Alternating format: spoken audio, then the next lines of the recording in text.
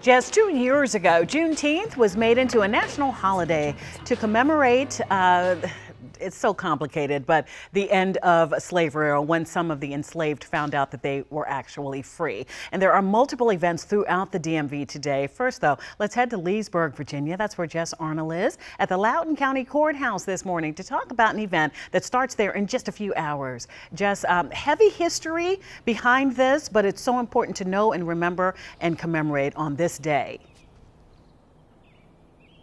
Absolutely, and Allison, you mentioned that it's complicated what Juneteenth really means. We're going to talk about that here with actually the woman who is behind this 5th annual celebration here of Juneteenth, Pastor Michelle Thomas, president of Loudoun County NAACP, as well as Loudoun Freedom Center. So Allison was saying you couldn't hear this in your ear, but it really is complicated what this day really means. So can you talk to us about it a bit? Sure. In 1865, there was a Order Number 3. It was read by General Granger Gordon, or Gordon Granger.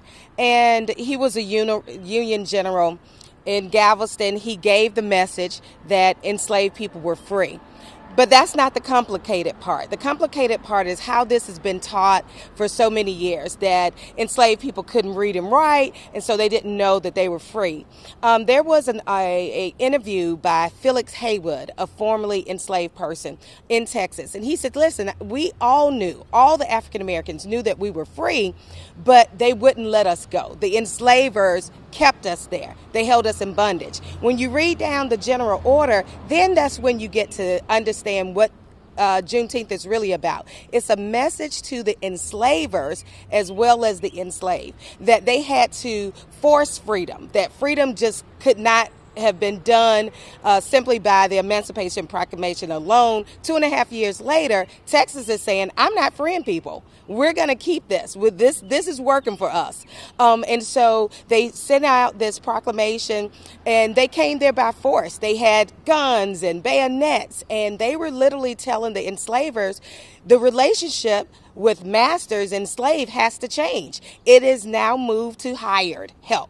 It is now moved to a labor force. And even today, you have to understand that Juneteenth, or any type of freedom, is never going to be free just because we sign a bill, something comes into law.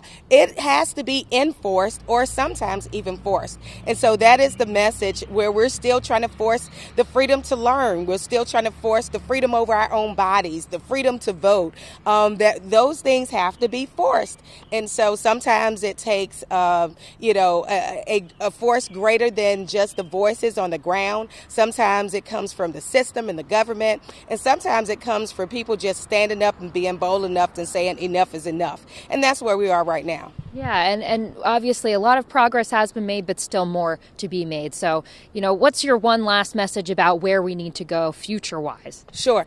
I wish that there would come a day that we don't have to celebrate Juneteenth, that equality is as second nature as freedom itself. And I tell you what, we're looking towards that day.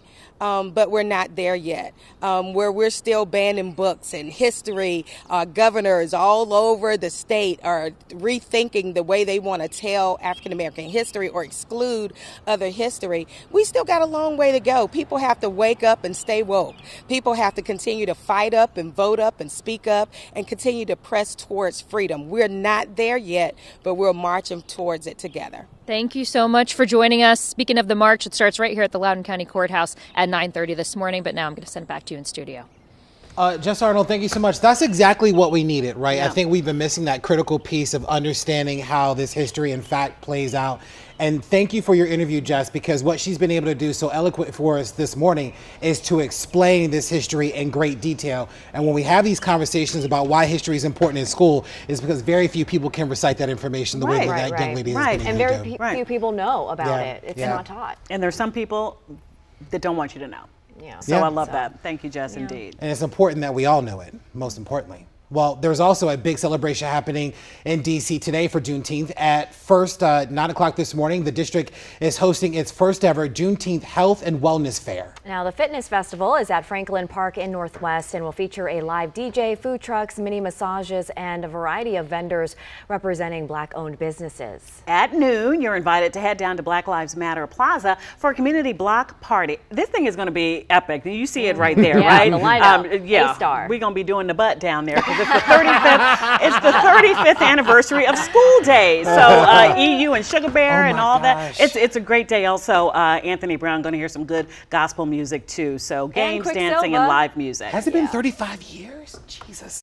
And it's just going to be an amazing time there on Black Lives Matter Plaza. Nobody will want to miss that. We're going to have an HBCU zone. We're asking all of our HBCUs, all of the Divine Nine, every sorority and fraternity, come out, represent, get ready to step and stroll. It's just going to be a fun-filled day for the family.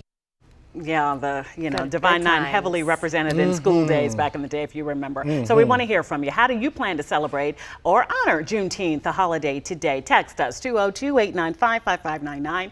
Reach out to us on social media. Use that hashtag GetUpDC. All right, let's share a few comments that we received already. Rosalind says that she'll be giving out Juneteenth flags and rocking her own as well. And Caroline says that she'll be volunteering with the Sugarland Ethno History Project out in Poolsville. All right. If you still need ideas of how to honor today, we have a full list of events that are happening all across the DMV on our website right now. Just visit WUSA9.com or download our free mobile app.